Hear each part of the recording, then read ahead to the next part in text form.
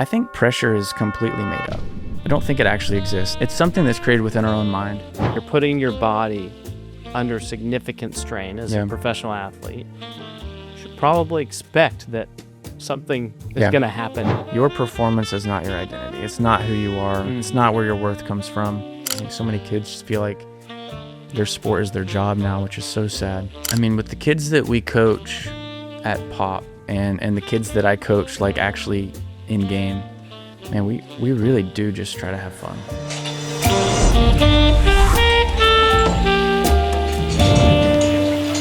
All right, everybody, welcome back to the lounge here at the Gents Place in Frisco at the Star. I never asked you, by the way, are you a Cowboys fan? If I am a fan of a football team, it's probably the Cowboys. Okay, all right, good. I got Shawn Tolleson here, former Major League Baseball player, Cowboys fan officially, if he has to be. Be careful. Be careful. Where are you from originally? I'm from here. Oh, you are? Okay. So yeah, I grew up a Cowboys fan, like in the good days. Yeah. Oh man, the good old days. I haven't watched much NFL over the years. Same. I Jerry Jones and Emmett are my partners, but I'm a basketball guy and probably baseball. Second, I'm probably a baseball guy. Yeah. So yeah. Okay. All right. We'll talk baseball. No football, but we are here at Dallas Cowboys headquarters. I want to talk baseball first. Do you ever get tired of talking about baseball, by the way? I really don't. Okay, good. Yeah, I really don't. If it's about me, maybe. Yeah. Because I get tired of talking about myself, but no, it's funny being out of the game. I've become such a baseball fan. Really? I'm always watching a game. Doesn't really matter who's playing. I'm a season ticket holder now at Are Rangers. you going to a lot of games? I could take my kids to so many games, so that's awesome. they love it. So it's a fun thing. Yeah, because a lot of athletes that I interviewed, I would say a lot. Some are like, I want to put that in the past. I don't want to talk about that. I want to talk about only what's right now, which we're going to get into that with Pop. But I want to talk about baseball because I think you played during a period of time where I didn't watch a lot of baseball. Like I watched a ton as a kid, and then I got like real heavy into working, and then heavy into basketball with my son. Yep. So I can tell you anything about NBA. But let's talk about your baseball journey because you had some. I like to talk about the hard stuff. You had some injuries, right? So definitely. like just walk through kind of your journey just in some of those challenges that you experienced. Yeah, baseball for me was it's just still the best, was always the best. Loved it from the very beginning. Played from the time I was like 3 or 4 years old. And as a kid, I played all the sports. and I think all kids should, really. But played all the sports, and when it was baseball season, we played baseball. But man, I could not wait for baseball season. And kind of fast forward as I got older and older, like I just started becoming, I was like, man, I can really throw a ball. Like God has really gifted me with the ability to throw a ball. When did you realize that? It was probably middle school. I remember kind of leaving my like rec baseball days and going and playing this competitive stuff, and I didn't really know what was out there in the baseball world, and showed up to my first, I believe I was either just finished 7th grade or was going into 7th grade. And I showed up to this big like national tournament playing all these teams from all over the country. Had never done anything like that. And I was throwing like 10 miles an hour harder than all the other kids. It's a big difference at that age too. And everyone was like, who is this guy? Yeah. And I was probably an early bloomer when it comes to throwing a baseball, but I think that was the first time I was like, okay, maybe this is something. But even then, I was just doing it for the fun of it. Did not even have college or professional baseball in my sights until probably after my sophomore year of high school. Then I was like, okay, like college is gonna happen. Maybe something else after college, who knows what. But in high school, I was a good high school pitcher. I put up really great numbers. I threw hard. I got a lot of looks from a lot of scouts. I was probably projected to be like a first or second rounder out of high school. First kind of injury, because you asked me about injuries. First injury I had was my senior year of high school. Dang. So it was actually my first start of that senior season. I was like, had an unbelievable sophomore and junior seasons, first team All-State, tons of awards. Going into that senior year, I was kind of like expected to do something similar. We were playing a really good team and facing another really good pitcher that first game. And so all the MLB teams are there. Everyone's got a scout represented there at the game, watching the game. And it was just like, it was the third inning. I threw a pitch, felt something on my elbow. Kind of knew exactly what happened because I had heard these horror stories about it. And I took myself out of the game. In the small chance that it wasn't an elbow injury, I actually grabbed my ankle, limped off the field because I knew there were so many scouts there. And I was like, if it's not my elbow, I don't want them to think it's my elbow. Yeah. So let me just fake an ankle injury and walk off the field. But it was my elbow. And it was like a 2-year process to come back from that. So wow. I had signed to play in college at Baylor. So I went to Baylor. Baylor was awesome. They fulfilled their scholarship commitment to me. Could they have taken that back? They could have, but they're good dudes, so they didn't. But sat out my whole freshman year there, just rehabbing and trying to figure out how to throw a ball again. So, and then fast forward, I was a pretty mediocre college pitcher, and it was good for me to just it not be automatic. Humbling experience. I was used because you were the guy in high school. I was used to it just kind of being automatic. I got to college and I was kind of figuring it out. There was flashes of kind of the old me, but those were more rare. I was pretty normal, and I think that was a really good thing for me in my development to just be normal. I was so normal that I didn't get drafted out of Baylor until the 30th round, which is it's a round 3-0? 3-0. I didn't know there was 30 rounds. There's not anymore. There's not, because they realized that all the players, after about round 20 are worthless. And so, but they did. They took a chance on me in the 30th round. I was, you look back to like high school days and I'm like, yeah, this is a first, second rounder, a couple $1 million signing bonus, get my career started. And now I'm, 30th rounder. And I really didn't have a good season that year in college. I wasn't watching the draft when I got drafted. I don't even know what I was doing, but I just got a call on my phone and they're like, hey, by the way, you just got drafted. The Dodgers took you in the 30th round. And you didn't expect that. I just didn't know. Yeah. I just didn't know. But they took me. They said, do you want to sign? And I said, yes.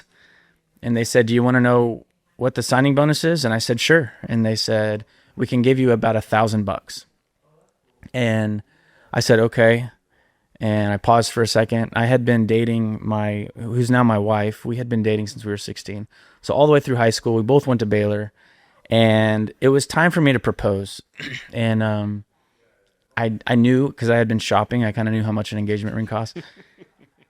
And I was just on the phone and they said, we can give you about $1,000. And I said, can you do 10,000? And they were like, why do you need $10,000? I was like, I need to buy an engagement ring. And they're like, well, all right, let me talk to somebody. They called me back 5 minutes later and they said, all right, done. Wow. So I cashed that check and went straight to the jewelry store. Oh, that's amazing. For whatever reason, I don't know why, pitching kind of clicked for me once I got into the Dodgers organization. Pitched well. Injury bother you at all, after that, but between first injury and MLB? Yeah. Still kind of lingering? Or my body in general just like always bothered me. So elbow, back, I ended up in 2013 when I was with the Dodgers, had a back surgery. Ended up having, a hip injury, had another Tommy John surgery on my elbow in 2017. So injuries were kind of like, that was just a part of my story. It's just injuries. I think injuries are kind of a part of, if you play baseball long enough, you get hurt. You kind of have to be okay with that. I think where most players kind of go sideways with that is they get so surprised by an injury. Like, how did this happen to me? What did I do to deserve this? I've been training so hard. I've been doing all the little things I'm supposed to be doing. I've done everything he told me to do to prevent this. And that's exactly how I felt first couple of injuries I had. After that, you kind of grow to just expect it to be part of the game. It kind of rolls off your shoulder and you kind of roll with it because that's kind of all you can do.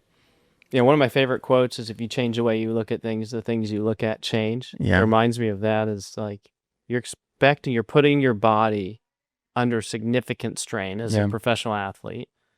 You should probably expect that something is going to happen, right? That's unnatural, because you're doing some unnatural things to your body. You were doing some unnatural. It's like it is sort of a daily sacrifice that you make, and you love it. So don't get me wrong, like, it's a sacrifice that you want to go make, because you enjoy it and you love it. But in 2015, I was pitching for the Rangers. I was the closer that season.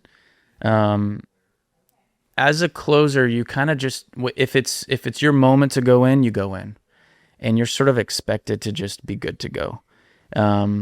For whatever reason, the way that second half of the Rangers season went, it's like it's like at the end of a game, we always had a lead, and it was always a small lead, and so it was kind of like always my time. So I threw so many games that second half of that season, and I felt it, but I was pitching really well, right? And so you just continue to say yes, yes, yes. I think it was the end of that season. I threw five games in a row, which, of course, I don't do a lot of research, but I don't think that there's been another pitcher who's done 5 in a row. Even in postseason, I don't think so. Since then, and I don't know. I just said yes. Yeah. Yeah. The mindset thing is what is intriguing to me as a closer. I think about closers in baseball, and I think about field goal kickers in football. Yeah, I think about field goal kickers. The thought of being in that position, and like, I feel like, actually, I know I'm a very mentally tough person. Like, I know, like, I look around, I talk to people, and I've been through things, and I've survived things, and I push through. Yeah. I pride myself in that.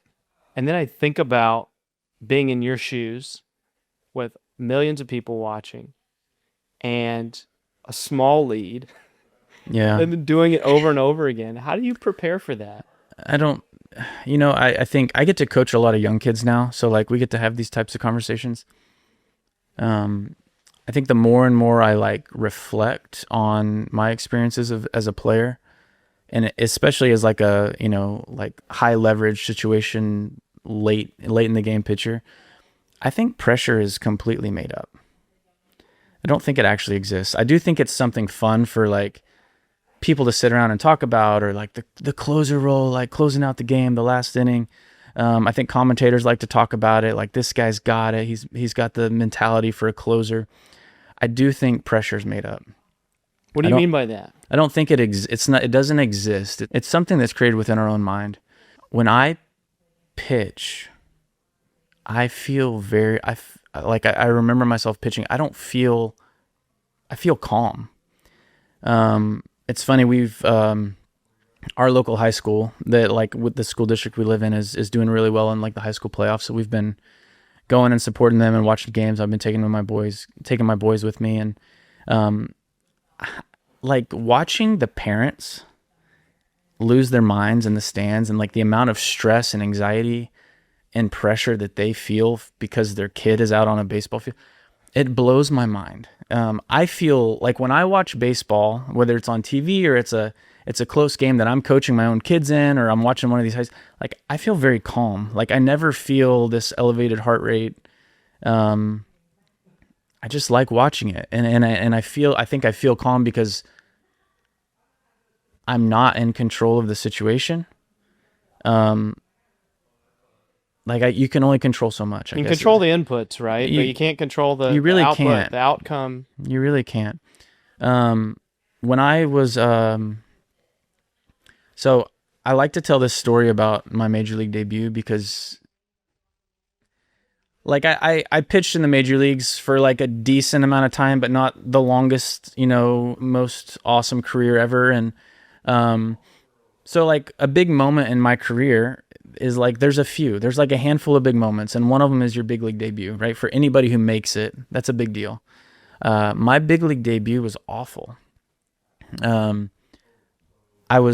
pitched unbelievable in the minor leagues, like just very few blemishes, like my entire 2-year minor league career.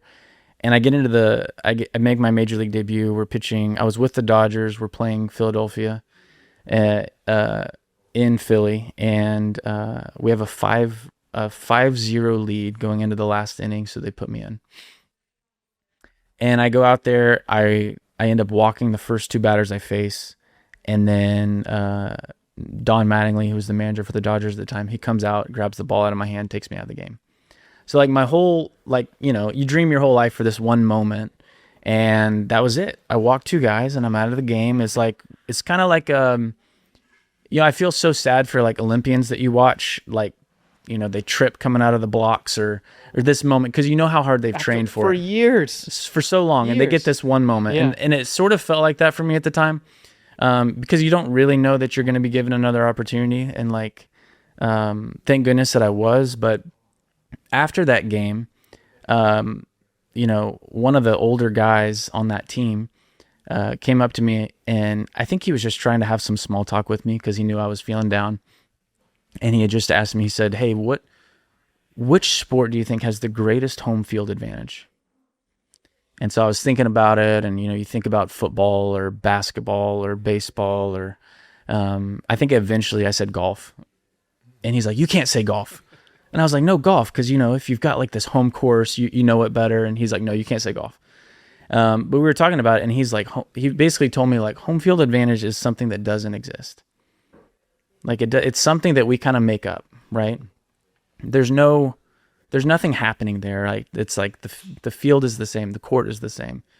And so I kind of took that mentality and sort of like applied it to what we were just talking about, which is like the pressure thing. Yeah. It's like, it sort of doesn't exist. Yeah, that makes sense to me. If you can distill it down very simply, you're throwing the same baseball to the same catcher, the same distance, right? Home plate's the same width, field, the same. Yeah. I do think a lot of people apply this kind of made up pressure to the closer role. In reality, it is 3 outs that you have to go get. And there's been pitchers before you in the same game have to go out there and get 3 outs. It's not always easy to do, and depending on where you are in the lineup, those 3 outs can be harder to get than in other places. But, I might go in and face, 7, 8, 9, right? And the guy before me had to get 3 outs, and he did his job, and he faced maybe a couple better hitters than I had to face. So it doesn't always chalk up to like it being the last 3 outs or the hardest outs. Sometimes the hardest outs happen in the 5th or 6th inning. Mm-hmm. This is a good segue into Pop, which I want to start talking about, is the development with these kids, because in their mind, pressure is not only real, it's like all they can think about. They're consumed by it, right? Because they've got the parents screaming, they feel it, they get nervous, they messed up in the game, the coach yelled at them, they're getting benched. How do you talk them through? How do you get them back on track? What do you tell them? What advice do you give them? I mean, with the kids that we coach at Pop, and the kids that I coach, like actually in game, man, we really do just try to have fun. Like, I get disgusted watching some of the things I see on a baseball field, but we really do try to have fun. We have this quote up in our facility that just says, and it's not my quote, okay? But it says, you have to learn how to fall in love with the process of becoming great. And part of that process of becoming great is showing up to a batting cage and taking some swings, working with a coach. Playing a game is all part of the process of becoming great. It takes hours and hours and hours and hours and hours. But if you don't enjoy it, like, you're really not going to make it. Mm-hmm. And if you do make it, then who cares if you don't enjoy it, right? And so we try to have fun. We try to bring everything back to fun. I do see kids feel a lot of pressure, and I think they're getting pressure from various sources, right? Everywhere. Yeah. Parents are a big one. Even parents that have great intentions, they feel this pressure for their kid to perform because of how much money they've spent. And it's like just such a bad, I mean, things cost money. Like, let's just be real. Like, if you want something great for your kid, it's going to cost money. It doesn't really matter what it is. If it's baseball, it's going to cost money. If you want a good coach, it's going to cost money, right? If you want nice equipment, it's going to cost money. And I think parents are like equating this. They're like line iteming like in their head all like these a stock investment. all like these your kid is and it's like you're not gonna pay off the investment. Sorry, but are they having fun? And I think financial is probably where some of the stress and pressure that comes from parents comes from, but I think coaches too. I think for coaches, I see so many coaches out on a field that are putting so much pressure on these kids. And I think what bothers me about it is that it's because it's like the pressure that they feel is because it's all about the coach. And like, I don't think as a coach, you can be out on a field like for yourself. Like it's just about the kids. I coach a lot of coaches that just say something after every pitch, which is totally not necessary, right? Like when I go coach a game, like I try to say as little as possible. Like at this point, just let them play, right? There should be little coaching going on. So many coaches just feel this need to like say so many things, and I'm just like, I don't even know what it means, and the kids don't know what it means. And you've got to give the kids room to make some mistakes, like to just make mistakes. Like it's gonna happen. The only time I really get onto a kid, and when I get onto a kid, it's pretty calm. You probably wouldn't know I'm even getting onto them. I do it privately in the dugout. I don't yell across the field. But the only times that I do are if I see low effort. If I see low effort, like that drives me crazy. And it happens. But that's the stuff that like I will coach a kid in a game about, is if I see low effort. And I usually take them out because like you just can't have it. Yeah. I was thinking about inputs and outputs. Yeah. And we're big on that here at the Gents Place Yeah. is in our industry. And I think a lot of companies are really focused on hit your numbers, hit your goal. It's all output focused, right? If you don't hit this, then you don't get a raise. If you don't hit this, you're going to get fired. And we focus on all the inputs. Like that's where our evaluation process is, your sense of ownership, your values, your skill set. Are you making the right progress? Yeah. Right. In each of those. And if you miss the goal, like we'll still have goals, but if you miss that, but all these other things are going up, we know where your output's going to be. Yeah. Right. So like, if a kid isn't trying very hard, he's not going to achieve the outcomes that he's shooting for. Yeah. Outputs can be really deceiving and discouraging.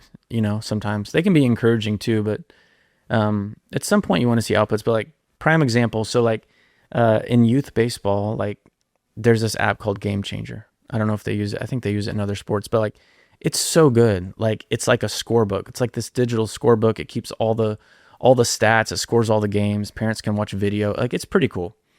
But it can also be a little dangerous, right? Because parents can look at like the stats of the team, like where their kid stacks up, and I don't look at it, right? I just make a lineup based on what I see on a field. But I have two sons, and I coach both of them.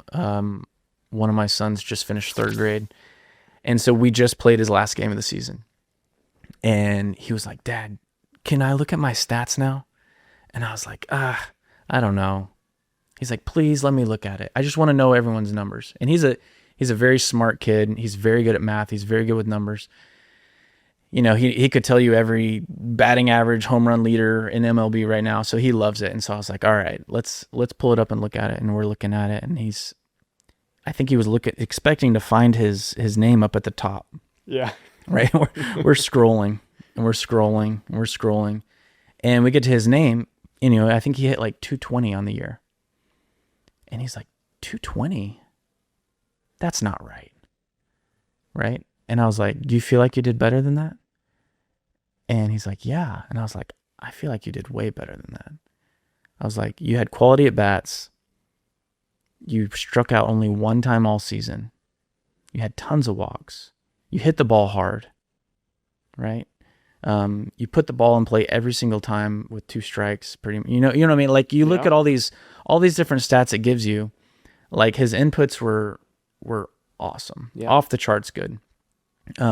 But his outcomes weren't always great, right? He didn't hit for a high average, and I think it really surprised him. But it opened up a really good conversation for us about like, hey, like it's okay, like keep doing what you're doing, right? There's no that's why I don't look at that. right? Yeah, you're not getting paid for your batting average, at least right now. Like if you're just improving incrementally, like that's the, we have a value here of enjoying the journey. Right. Enjoy the journey. Be your best. Like if you're getting incrementally better, right. the numbers they'll catch up with that, right? Yeah. They'll Improvement is a much better thing to measure. Yeah. Yeah. I in some of my research I did on POP, place of performance. So feel free to talk about either one of these, but place of performance and progress over perfection. Mm-hmm. We have a lot of acronyms. Yeah, I mean, I don't know how many other POPs, but I love both of those. But the progress over perfection is what I feel like we were just talking about. Yeah, it is exactly what we're just talking about. I think that kids expect perfection, and it's just not realistic. Progress is like what we chase. And that never really ends. It's not like there's no destination with any type of sport, right? You talk to any guy who's played in the big leagues for, a decade, and he'll tell you like, you never arrive, right? You're always, every single day you're showing up, there's somebody trying to take your spot, and you're having to make little changes and adjustments to stay in the game. And, it's no different at any level. Like you just never arrive. I think the kind of trend with like baseball facilities for so long has been find a hitting coach or a pitching coach, sign up for your 30-minute slot each week. You come and you hit and you throw a little and you can check it off your list. Like I did what I need to do. And like if all a kid is doing is showing up and working with their coach for like our coaches that we hire are the best. Like this is not an insult to them. They're the best coaches around. They're really good at what they do. But even they would tell you, like, if that's all you're going to do is show up and hit with me for 30 minutes, like you won't go, you're not going to go that far. Mm-hmm. Your talent will only take you so far. So we kind of built a different model, right? We built a model that's really about development. So see your coach and then go get reps with your coach again, and then go get reps with your coach again. And so we built sort of a membership model that allows a family to do this, right? So you don't have to go pay for 3 private lessons a week with your coach if you want to hit 3 times. You can pay maybe 1 time and get some like one-on-one attention with them. And then we've got these hitting development programs happening all week long, or pitching development or defensive development, whatever it is, that allows a kid a place to show up, work with a professional coach, and get the reps they need, but not have to pay out of pocket for each one of these. Because I think that's really the path to like improvement, is like repetition.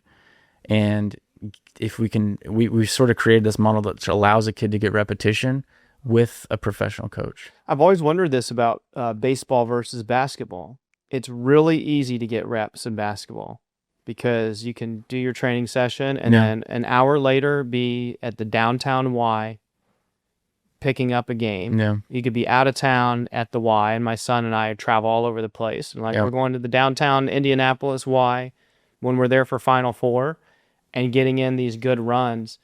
Baseball, it's hard to get those reps. Like, why do you say it's hard? Well, I'm thinking that I can't go to a pickup baseball game. Like I'm thinking if my son was, he's going to play college basketball along this journey, like how does a kid get the reps? It's easier to get reps in basketball than it is I get that. Football, baseball. So like how do they get that? Because I feel like the in game, well, at least what they train, and I believe this in basketball. I wonder if it's the same in baseball. Like you could train, but until you're in the game, like where it's live and you got to go up against a guy that's 6 inches taller than you and everything else, that's when you'll find out if the move works. Yeah. You know what I mean? That's true. And you got people looking at you, you got fans and all of this stuff. Yeah. So like the in-game reps are really, really important in basketball. How do you do that in baseball development? You can't go catch a game somewhere. Then maybe that's why baseball players play so many darn games. Maybe so. Because we do play a lot of games. Yeah. I do think you're right. It probably is a little bit harder to develop that, especially as a pitcher, right? You've only got so many bullets you can throw. And so you can't just, as a hitter, you can go take 250 swings in the cage every day. You're going to be okay. You're going to have blisters, but you'll be okay. But as a pitcher, like you've really only got, you can't go do that every day, right? you'll end up being injured. And so as a pitcher, it is kind of hard, right? There's only so many reps you can do. As a hitter, I mean, that's like, we call them cage rats, right? These are these guys who I haven't heard that before. The gym rat for basketball. It's a cage rat, right? They're just there every day. They're getting their swings in. They're getting their reps in, but you're right. It's not necessarily game speed, right? We've got pitching machines that, can throw it at game speed, but it's not the same. It's not the same. So, I think the way they do that is just, you should play a lot of games. Yeah. Just a lot of games. It's why, we've got these kids, they just finished a college season. Now they're coming to train with us for about a month, and then they're all about to leave to go play summer college baseball, right? And then they finish college, their summer at college, they take about a month off, then they're going to play a fall season. It's just constant, right? You're constantly like seeking out these game rep opportunities. Yeah. There's not pickup baseball or anything like that, is there?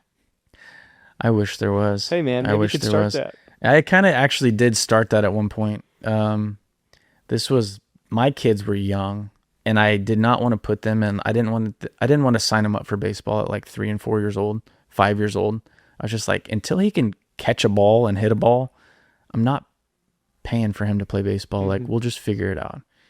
And so we would rent a field, and we just called it, I think we called it Sandlot, but we would just pick up, but we would have like 30 kids show up. And we would do like an hour of like practice, and then we would just play a pickup game. I did that for like 2 years. It was a pretty beautiful thing. Yeah, that sounds like fun. Yeah, it was pretty beautiful. By the way, I didn't even realize we were trying to find a movie last night to watch with my son. We ended up watching Wall Street because he's into like stock trading and everything. He's 18. He's like doing pretty good at stock trading. But I went across Sandlot. Yeah. And I was like, have you heard of Sandlot? And he goes, Dad, come on. Everybody's watched Sandlot. Like, everyone knows everything. And I didn't realize what a, like, oh, it's like, yeah, that movie's like one of the best of all time. But even classic. The kids, these kids, there's so many things wrong right now with what these kids are watching, but they're still watching Sandlot after all these years at 18. So it's a classic. It is. It's the best, man. I love that movie. Okay, I want to know a little bit more, especially with Pop. Like, you start a business to solve a problem. I mean, that's why most people start a business, right? Yes, you're passionate about it, you want to do it, but you see what the market is providing, you go, not quite right? So like, same with me here. I was like, I hated getting my hair cut. I tried to open a franchise. I tried to be a franchisee, and I went in. I was like, can't do it. So you don't need to name names or throw anyone under the bus, but like, what's wrong out there right now in your mind, and then how does Pop solve that? Yeah, I think first problem I guess I identified was back when I was a player. We'd come home, we'd be home for the off season, and we've got to train, right? We got to train every day to get ready for the next season. And I'm a big believer in working out, getting reps in, arm care, physical therapy, recovery. I'm a big fan of all those things. I believe in all of them. I had to go to, like, when I was training in the off season, I have to go to like a separate place for each one of those. And if you found a place that offered all of them, they didn't have like a mound, a bullpen, a place you could actually pitch, right? And so for me, I was like thinking back about me as a player, like, how could I create this one-stop shop? If I was a professional baseball player, where would I want to go train? And how do I build that? How do I make it everything that they need so that they can have one place? I was driving all over the Metroplex every day, and it's really the time I just want to be home with my family, right? But here I am, like, driving all over the place. And this is as a pro. Like the pro. Yeah. Rangers didn't have this all figured out where they had one place to send people. Like, exactly. Yeah. So part of it was that. I was like, where would I have wanted to train? Let me build that. Let me try to create that. And then the other piece is, like, I've got these two boys who love baseball, and I didn't build Pop for them, but I built it for kids like them who love the sport and who have parents who would be devastated to see just the corruption of the sport ruin it for them. Mm-hmm. I just didn't want to see that. I wanted to create a place where they could just enjoy the development process and not make it feel like a job. I think so many kids just feel like their sport is their job now, which is so sad.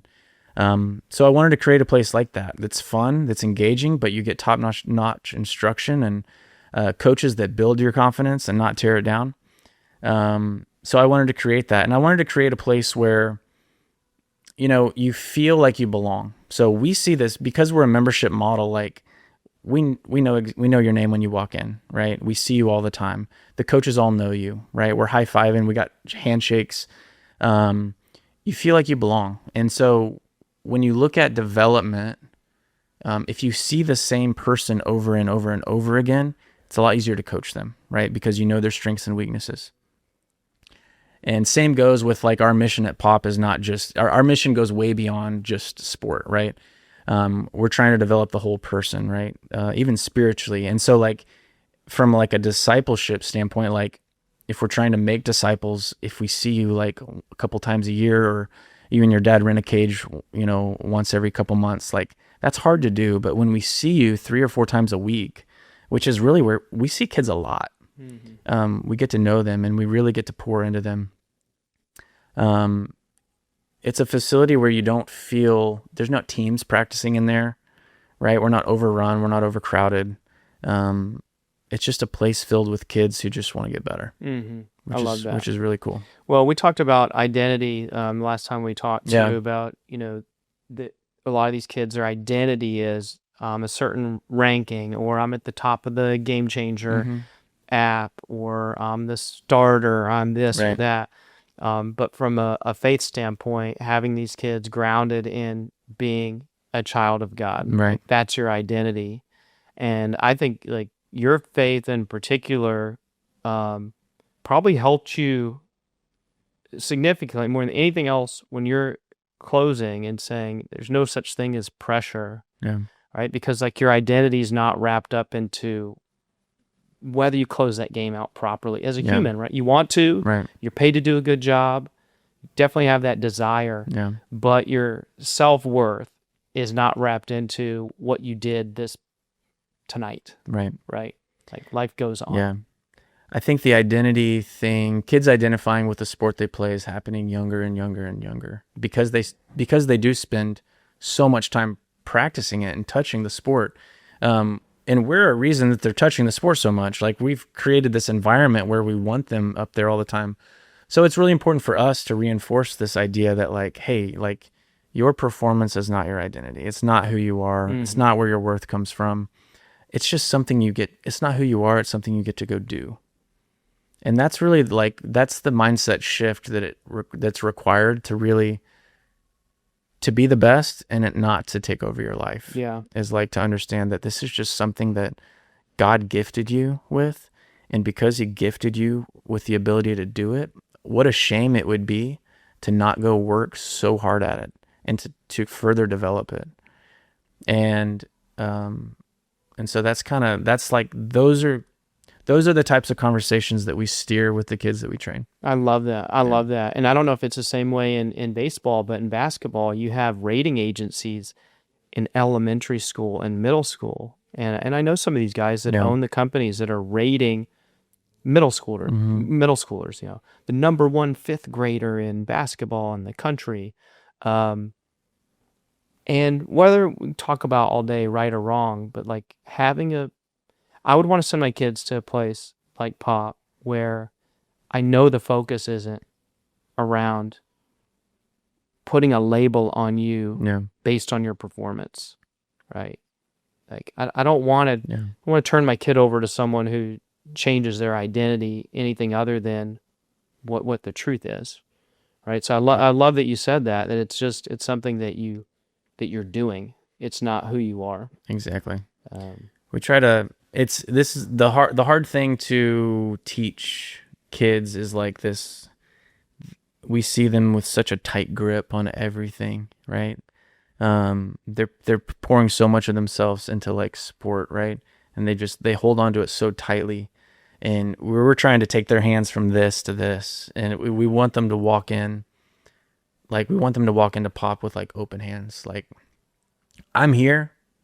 I'm gonna give it all. Right? And it's sort of like this idea of like the Carpe Diem says seize the day. seize the day as this, right? I'm gonna grab it by the horns, and I'm gonna steer the day, and the open-handed mentality is like, I'm gonna surrender the day. Like, God, whatever you have for me today, like, I'm ready for it. My answer is yes. So let's go. Yeah. And it is a different mentality, but it's a much healthier approach. 100%. Yeah. Man, I could talk to you for hours. Hey, same. But we can't. Hey, that's all right. Yeah, we've got to go. We got to go. Shawn, thanks for coming, man. Go see Pop Athletics and Allen/Lucas. For those of you who don't know where Lucas is, go to Allen. But look these guys up, POP Athletics. Until next time, thanks for joining the lounge.